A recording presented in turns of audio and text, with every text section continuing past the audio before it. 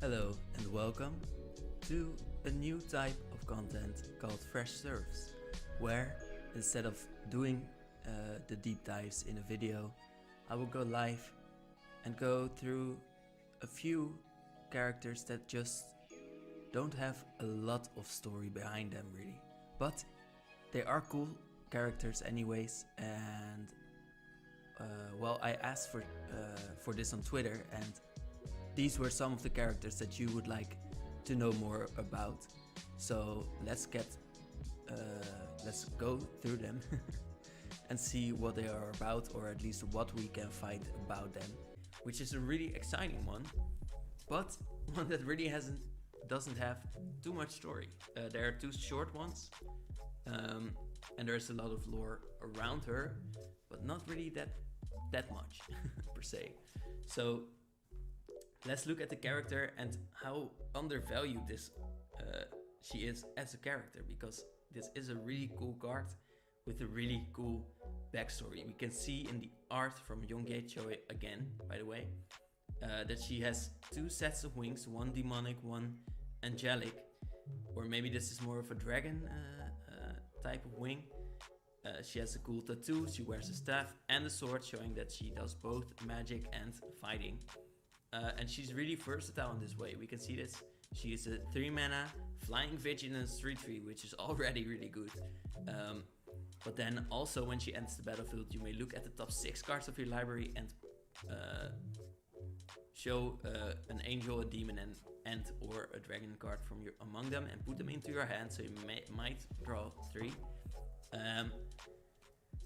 Really cool card. Has 3 types of tribal that you want to work with before this becomes really strong. But it's not really the tribal part that's good, it's more that she is getting strong cards out of your library and putting them into your hand, and then you don't really care about her anymore. So that's a strong part as well, that you don't have to keep your commander around for it to be a really strong card and commander.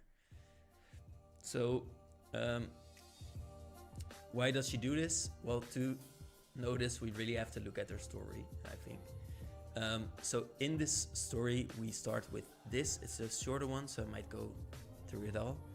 The pebble was hazy green like the eye of a dead fish, like the eyes of the girl in the village yesterday. Runt, the green-eyed girl, had said. At first Leah's Kaalia, by the way. Leah had no idea who the girl was talking about. And then she saw those fishy eyes looking straight into her own. Worthless runt. Even girls she thought of as friends joined in to mock Leah. No one wants you here. Your fingers are freakish. Are you stupid and lame? It was true. Her fingers were curled like claws. Try she might, Leah couldn't straighten them completely. Even her mother, who was the village healer, couldn't fix them. Leah had never cared, at least not until yesterday. She balanced the pebble on her knuckle. She couldn't even know who the green-eyed girl was. She just asked to join their skipping game. Stupid fingers, stupid runt. Leah dug her toes into the sandy riverbank and stared hard at the sparkling river. Today was the first time her parents let her play by herself near the water. Her father and older brother were just over the rise on the field, but she couldn't see them, so she felt alone. Leah stared at the pebble. Make the green-eyed girl disappear. Instead, there was a popping noise, and the pebble crumbled in on her knuckle. Despite herself, Leah smiled as the green dust swirled away in the warm summer breeze. So right away we see a cool power from Leah, where she can pick up a pebble and she can put some power out of it to kill something else. We don't see that in her cards in any way, but it's a strong power. Unfortunately, she didn't have the power to make the girl disappear. She could make rocks crumble, and that was it. Mages were rare in her village, and none of the other children had any casting abilities. Her mother said it was a gift. Leah wasn't sure. It wasn't like the world needed any more dust. But her mother insisted she was special. All great mages started somewhere, and pebbles are as fine as a place as any. So what's interesting is that we see that mages are so rare that just making a rock crumble is already strong enough. The village was about a mile away from Leah's family farm, and her mother was sending people there again today. Usually Leah went along, but not after what happened with the girls yesterday. I'll never go there again. The village was a ragtag collection of houses and shops built among the ruins of a castle. Before the conflux, so the conflux is on Alaria, a thing where so there are 5 sort of worlds on Alara, and they went out and went back in again, and then the worlds crashed, and we see that well, we will see later why this is important, but let's not get into it too much. The story will explain this as well. Before the conflux came and remade the landscape, the castle had been one of the jewels of the band. So the band is one of these worlds, and we can see that each of these worlds has their own colors that they work around, and we can see why it is not beneficial for band to have been put together again. They really don't like that they have been put together again, and band is of the same colors as Rune actually, which is green, white and blue. Really more of a peaceful world around strength. They do like war, but they like war because they want it to be safe, so that's why they like war, and they don't like to be put together with some of these bloodthirsty worlds. Leah was too young to remember the hellish years of torment and war that followed the merging of Alara, but she often wished she could have seen the castle in its glory days. All that was left was its high tower, I think we see it here, and the 4 corners of its outer wall. The elders said that they were blessed because the village was in a region that was much like the old band. Only the southern region had changed during the upheaval. An unnatural mountain range had clawed its way out of the earth, and so, without Red Band, it didn't have any mountains, and forever blocked passage to the sea. So we can see, I think, the conflux a little bit here. Band had been a vast realm, a beautiful land of floating castles, seas of lush grass, and the bluest skies you can imagine. Leah loved the elder stories about Old Band, especially about brave knights fighting hordes of undead monsters. Suddenly, she resolved not to waste any more time thinking about the green-eyed girl. Instead, she leaped to her feet and searched for sticks, which could serve as Grixis hordes. So, sort of a voodoo kind of thing that she wants to do. So Grixis is another world with blue, black and red. 3 colors that don't really fit this world. The only thing that is alike is blue, but the both colors use it for very different reasons. And we see that Band is getting attacked and attacked and attacked by Grixis hordes. With a fistful of twigs, Leah recited the story to her mind. It was a crisp autumn day when Eos castle was besieged by creatures too horrible to imagine. Leah mounded up sand for a castle, and then smashed it with her fist. The stick hordes poured into the courtyard. They broke through the wall. Knight Aran fought valiantly atop his horse. She was just about to unleash the ballista when something moved in one of the trees on the other side of the river. The sunlight glinting off the water made her squint, but she glimpsed someone perched on a tree branch. Hidden among the leaves, just then, a gust of wind rattled the branches, and Leah saw her watcher. Its body was covered in spotted fur, pointed ears stuck up from its head, and its face was more animal than human. "Mommy!" Leah screamed, even though her mother was far away, and her father was just over the hill. When Leah looked back, the creature was gone. Usually, Leah's family ate together and then told stories until bedtime. But 2 of the village hunters were missing, and her father and brother joined a search party. Leah ate her stew alone on the little stool by the iron stove while her mother comforted the young wife of one of the missing hunters. Leah knew better than to interrupt. although she desperately wanted to tell someone about the things she'd seen in the tree.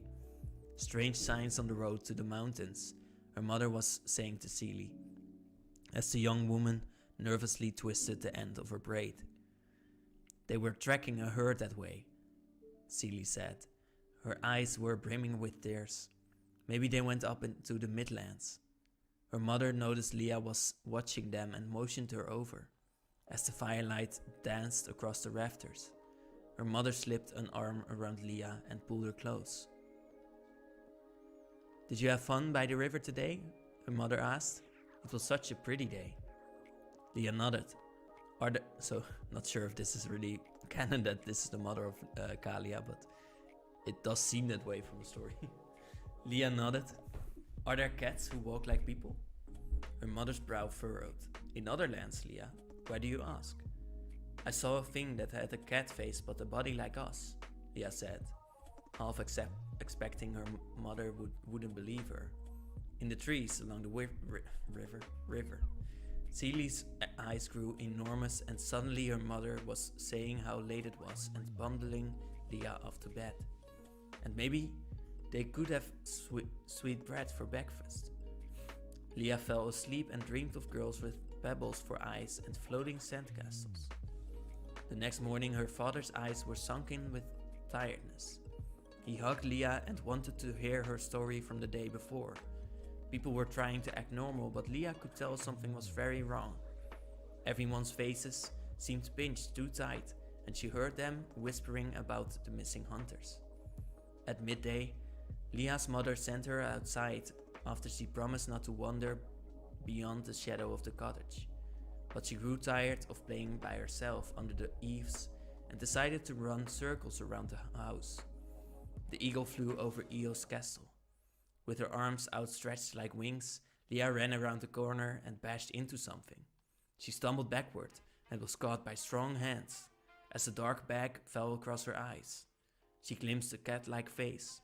They'd been waiting for her behind the cottage, when there were no windows or doors and no one to see her disappear. That night, the demon came to the village.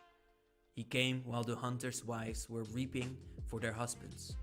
He came while Leah's parents frantically searched for their daughter. Just as the crimson sun disappeared behind the unnatural mountains, the demon seemed to materialize in the starry sky. His presence immediately afflicted the villagers. They became weak and ill and fell to their knees. A ring of black-clad servants encircled the village, and as the noose closed around them, none had the strength to raise their hands in defense. By morning, a sickly wind blew through the open door of Leah's cottage, which was empty as the rest of the village. The sculptor surveyed his work with a critical eye. To the uninitiated, it must look like chaos, but to him, every clink and jangle of bone was perfect as harmony to the breathing of his master, Nephorox, who slumbered in the tunnels below the arena. It was early morning, the servants still in their cages. 17 minutes until sunrise, and then the supervisors would have them working again. But for a few precious moments, the world was wonderfully peaceful. The hum of locusts in the trees on the ridges that surrounded the worksite was the loudest sound. For once there was no screaming, no wailing, no scraping of bloody meat of bone. His worksite had once been a massive Matka arena where Nyan humans fought for sport. Everything in Elara had a former life, even him. He had crafted bodies from Ethereum in Esper before he realized his work had been a perverted lie. The sculptor sighed, angry at his misspent youth. Now he was an old man, but at least the master had given him a purpose, a reason to keep on living. He took a deep breath and placed one foot on the bottom rung of the ladder. Time to tally the signs. The ritual could only begin when the numbers aligned. If something was one tick off, the project would fail. The sculptor felt a ripple of panic at the thought of disappointing his master. If he failed, it would be better to cut his own throat than face punishment. The sculptor counted the rings as he climbed. 76 steps, and he was at the top. From this vantage point, he could assess how his great work was progressing from a bird's eye's view. Months ago, the sculptor had removed the stone benches that encircled the arena. 560 benches. The servants dug deep pits to hold the carcasses before they were skinned. 142 pits. I don't know these numbers. Most were now brimming with discarded meat. 92. The number of knife strokes to skin a behemoth. This is a behemoth, I assume. Feeling very kingly, sculptor eased himself onto the walkway, which creaked and shifted under his weight. It was constructed from the bones of a hellkite the master had slaughtered in the high peaks. The dragon's beautiful corpse had moved the sculptor to tears. Indeed, it was the seed of inspiration for the entire project. Ethereum had no life inside of it, but Bone was imbued with blood and power, energy he could harness for his master. The servants had carried the skeleton down precarious mountain paths. Once instilled, the ribs branched out and down to form a cage around the arena floor. The spine was the walkway on which he now stood. When he bent down and touched the bones, he could still feel the immense power of the hellkite pulsing through the marrow. 112, number of total hands needed to move the hellkite's corpse. 3 fingers lost. I still don't know these numbers. A hellkite, I think. The sculptor enjoyed a gust of wind. It brought a scent of honeysuckle from the golden lowlands. The warm air rattled the bones hanging from ropes beneath his feet. 769 silk ropes, 769 bones. Sometimes he wished he were a puppet master and could make these bones dance like marionettes. But that would be the master's pleasure. And all the power derived from the ritual, that was the master's reward.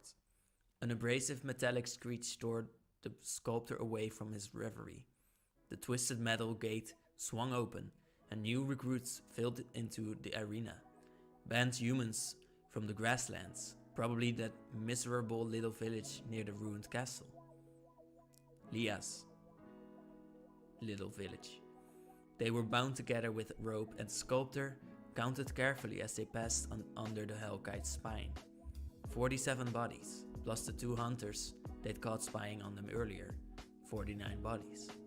The sculptor's breathing quickened. Frantically, he tallied the figures in his mind again.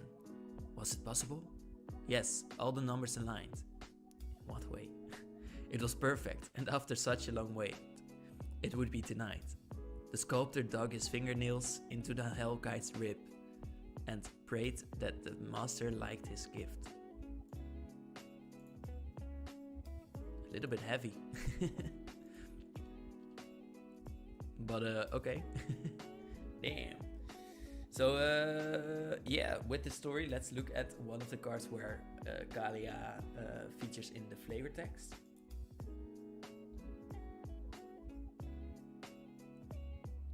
Which is Vow of Duty. A 3-mana enchantment aura, where you get to make someone vow his duty. Which makes them stronger, gives them vigilance, like protection I think, and they can't attack you or your planeswalkers. And Kaalia here says, I prefer loyalty to be a matter of respect, not of magic, but one does want what one must. And it is interesting that she likes respect, because she is kind of bad, but she only has the white color left. And she has 2 colors from Grixis, which sort of make me think she has some sort of prisoner complex for them because they killed all of her family. But for the mechanics, of course, it's cool that it is red for dragons, white for angels, and black for demons. But we haven't seen in the story yet why this is. Why can't she conjure up angels, demons, and dragons? In the previous one, we saw that she could draw them from your deck. This time, when she attacks your opponent, you may put them from your hand onto the battlefield. So she works together with herself really well. They also enter tapped and attacking. I'll have my revenge if I have to call on every force from above and below. So what is really cool about this is that she says that she prefers loyalty to be a matter of respect. She doesn't want to control them with magic. So when she is the commander of your angels, demons and dragons, she doesn't want to control them with magic, probably because that might be a little bit too hard, or maybe she is strong enough for that, and just wants them to respect her because of her power. So we see black for her wanting power, but that's mostly because she wants respect, and we see red because of her intense emotions, and white is the only color she has left from her own world of band. Also, it's not strange for people from Alara to change colors like this. It's really a thing that a lot of characters do, because these worlds collapse together and then formed these new types of characters. But there's a second part of the story where maybe we will find out why she has changed so much. But this also confused me a little bit, but let's get into this. Leah bit the hand that pulled the back of her head. Something yelped, but didn't strike her. Instead, it set her gently on the ground and backed away. I'm Nira, it said softly, and I'm sorry we had to meet this way. Leah, so there's Nira and Leah now. Leah stared up at the cat-like person and decided it was a girl. 3 more of cat people. 1, 2, 3. Oh, there's another one here. Stood warily by, as if they felt threatened by this tiny girl glowering at them. Boys, she decided, they had manes. So this is a boy, and these are girls then. Okay. I want to go home, Leah shouted, startling all of them. Have you ever seen the ruins on the mountainside? Nira asked. Her golden fur was decorated with black spots. Blue stone jewelry dangled from her pointed ears, and the whiskers around her pink nose quivered even when she wasn't talking. What are you? Leah demanded, looking around. They appeared to be inside a cave. Torches hung on the wall and blankets had been laid out over the red dirt floor. Haven't you seen an Akado before? Nira seemed surprised. We're Sunstrikers. Now comes something interesting. Our pride is loyal to the great teacher Ajani. It's our sworn duty to keep his lands safe. So they are followers of Ajani still, which I think is really cool. These aren't his lands, Leah said petulantly. The demon that lives in the ruins is a threat to us all, no matter where we go home, Nira replied. Please, Leah said, I want to go home. The Sunstriker looked over her shoulder as if hoping her companions could make this easier. They said nothing. The demon is harvesting the bones of creatures for a ritual. Ritual? Leah asked in confusion. He's killing countless creatures just to give himself more power, Nira explained. We've been hunting him for a long time. Many of our pride have died, including most of our mages. He's taken your village, which I didn't expect to happen so quickly.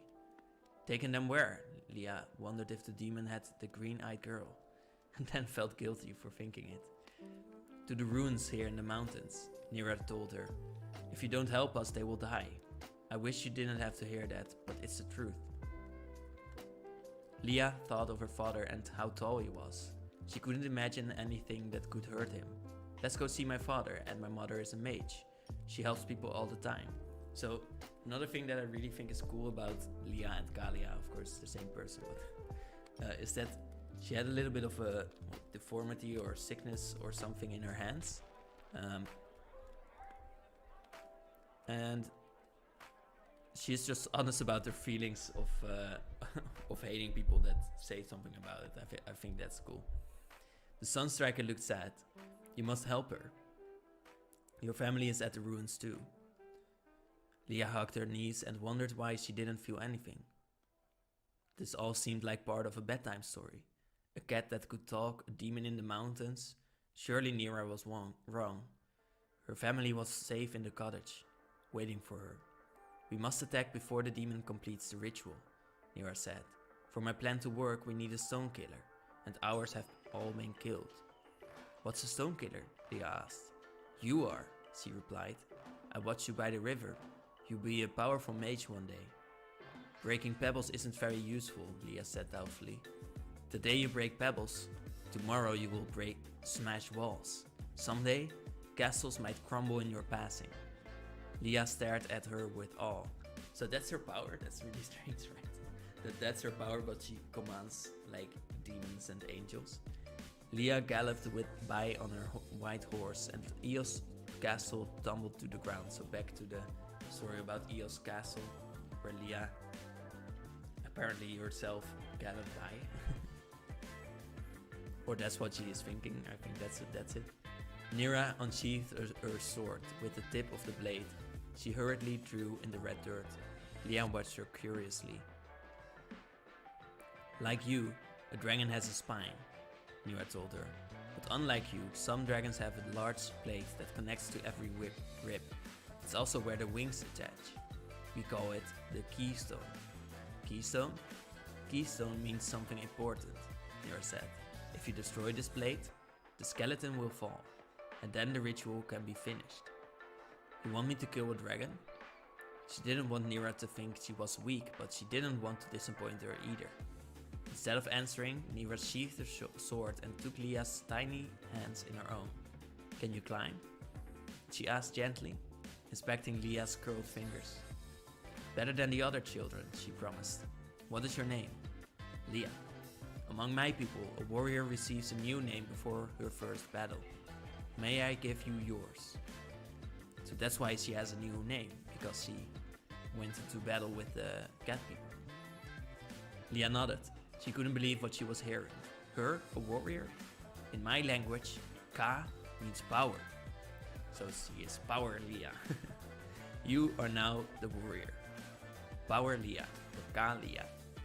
You will kill the keystone, and you will bring your family home. Just before sunset, Kaalia, so that's I think how you say it, lay beneath a dead tree on the ridge overlooking the area. Except for Nira, the ragged bands of Sunstrikers had already disappeared into the trees. They would circle around and launch their assault from a different direction. Kaalia stared down at the frenzied scene in the valley. She tried to rehearse Nira's instructions, but her thoughts felt like they were moving too fast. The pointless slaughter of innocents must stop. The Hellkite's skeleton was like a horrible house. Kill the keystone, destroy the skeleton. The dangling bones swayed in the breeze and made hollow, rattling music. Destroy the skeleton, stop the demon. Kaalia whimpered, but Nira didn't move. She was watching the scene below intently. Stop the demon, bring your family home. As the sun disappeared behind the dark mountain tops, a line of black-clad people shuffled silently into the arena. Strips of black cloth crisscrossed around their throats. Kaalia didn't see her family, or anyone from the village either. Those are servants, Nira whispered. They want to be here? Kaalia was horrified. She could smell a horrible stench coming from the ruins. How could anyone want to be there? They might be controlled somehow, Nira said, as a flash of red light blinked from the ridge across the valley. That's our signal, Nira whispered. She grasped Kaalia's hand, and the two scurried down the overgrown slope, through a gap in the crumbling wall, and crouched behind one of the massive ribs. They were only a few feet from the main floor, but Kaalia realized her teeth were chattering with fear. She clenched her jaw as the servants formed a circle around the hanging bones. Kneeling, they held out their hands with palms open to the night sky. An emaciated bald man, wrapped in tattered fur, strode to the platform on the northern end. He was grinning, but it was a toothless, wicked smile that made Kaalia shudder. During an earlier reconnaissance mission, Nira had discovered pockmarks along the outside rib of the curve of the rib would allow them to climb it, and very conveniently, and stay out of view of the floor. But just as Kaalia put her foot on the first notch, the ground bucked violently. The servants shrieked with glee, and the sounds of their laughter made Kaalia feel sick with fear. "Let's go," Nira urged. "We have to hurry." As Kaalia climbed, the rough service scratched her hands. The servants' chants grew louder and more demanding. A thunderous boom shook the earth, and the servants shrieked in pain. Their palms had simultaneously split open. Droplets of blood began to cascade upward into the sky. So, like this. Kaalia looked down at Nira in horror. Skin couldn't rip open on its own. Blood didn't rain up. "If you destroy the keystone, the bones will fall," Nira encouraged her. "All this madness will end." I think it's cool that we see some ribs here as well. At the top of the rib, Nira leaped onto the spine first and helped Kaalia up. A strong wind seemed to rush in from all sides, and the bones swayed precariously under their feet. At Nira's direction, they flattened themselves on the walkway as sickly fumes began to rise from below. The bones were sharp against Kaalia's belly as she inched toward the keystone. Out of the corner of her eye, she saw the other Sunstrikers fighting through a mob of armed men to attack the bald man on the platform. In his haste to escape the Sunstrikers, the bald man scampered up a ladder up the walkway. At the top, he caught sight of them and howled with rage. Nira leapt to her feet. Nira drew her sword. "Do it now," she ordered Kaalia. Kaalia crouched in front of the keystone. Her feet kept slipping between the gasps in the spine. "I'm going to fall." Just inches below her, the hanging bones undulated with magic she couldn't comprehend, fusing together and then falling apart. It was hypnotizing. Kaalia didn't want to look away. "If I look away, I'll fall." "Kaalia!" Nira shouted. She pounced at the bald man, but he dodged her and strike countered. Nira raised her sword to the block, but the force of his blow almost knocked her off the walkway. For a leathery scrap of man, he was unnaturally strong. Kaalia tore her eyes away from the mass of bones below her, but she felt jittery. Terrified, how could she make her mind calm? Like it needed to be when she broke pebbles. "Shut out the world. Pretend you're somewhere else," screamed Nira. Kaalia pressed her hand against the smooth keystone, closed her eyes, and wished she were by the river. Band had been a vast realm, a beautiful land of floating castles, seas of grass, and the bluest skies you can imagine. Under her fingers the keystone grew warm. It was a crisp autumn day when Eos Castle was besieged by horrible creatures. Kaalia imagined the sparkling river rushing by her bare toes. They broke through the wall. There was rippling sound, and then her fingers felt only emptiness.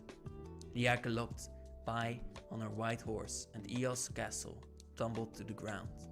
When Kaalia opened her eyes, the keystone was gone, and gaping hole nearly bisected the spine. Triumphantly, she called out to Nira, but rough hands yanked her off the walkway. The bald man was shaking her and screaming in her face. Behind him, which must have been scary, Nira was struggling to her feet. Blood matted the fur on the Sunstriker's head. "You rat," the man screamed. "You're the final number. Your blood will light the fuse." And he threw her off the side. With cat-like grace, Nira leapt after her. In midair, she encircled Kaalia in her arms and they fell together. Just before they landed, Nira twisted her body so she cushioned Kaalia's fall. Above, there was a loud crack as the spine snapped. The bald man hung on for a moment before the Hellkite's ribcage split in half and crashed down. His body slammed against the floor with a sickening thud. Bones clattered to the ground, raining down on Kaalia as she desperately tried to tend to Nira. Kaalia's vision spun dangerously. "Nira, we stopped it. The skeleton fell to pieces." "Well done, little warrior. Now flee from here. The rest of us are lost." A blast of energy radiated out from the ground, which split open and left a jagged scar across the arena. Bones and bodies flew like feathers in the wind. Kaalia slammed against the arena wall, frantically shielding her face from the debris that tumbled around her. He arose from the rift, that now cut across the floor. His wings cracked and snapped as he ascended slowly into the night sky. It was as if the entire world has narrowed to a single point. Him. He whipped his blade through the air, and the screams of the dying echoed through the valley. Fighting for consciousness, Kaalia glimpsed an image of the Sunstriker's face, swirling in the smoke above her. And then the world went black. When Kaalia woke, a weak sun was rising in the east, casting a white pall over the devastation around her. Nothing moved amid the wreckage. There were no sounds except the distant hum of locusts. The bodies scattered around the wreckage were jarred beyond recognition. Across the valley, half of the ridge was gone. With just a smoking crater in its place, the demon had escaped. She knelt beside the last place Nira had laid.